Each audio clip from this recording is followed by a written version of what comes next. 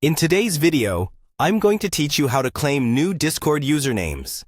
By the end of this guide, you'll know exactly what to do, what to look out for, and how to avoid losing the name you really want. First, open Discord on your computer or mobile device, and make sure you're signed in to the account you want to update. This is important, because usernames are tied to your specific account, and once you change it, other people might be able to grab your old one. Take a second to confirm you're on the right profile before you go any further.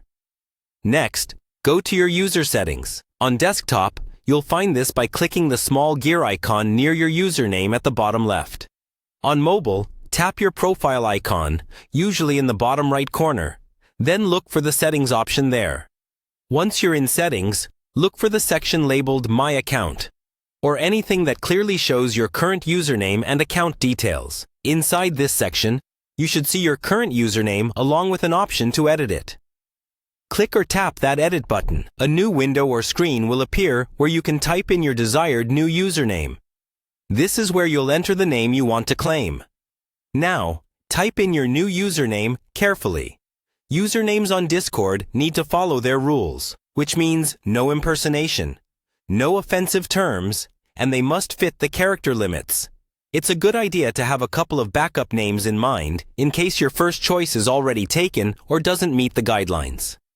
As you type, Discord will usually tell you right away if the username is available or if you need to adjust it. If Discord requires your account password to confirm the change, enter it and then save or confirm. This step is there to protect your account, so don't skip it. Once you hit confirm, Discord will process the change. If everything is valid, your username will be updated almost instantly. After that, double-check that the change went through. Look at your profile, your messages, or a server member list where you're active, and make sure your new username appears correctly. If you run into any issues, wait a moment and try again, or review whether your username breaks any of Discord's rules. Finally, remember that you might have a limited number of changes or cooldowns between changes.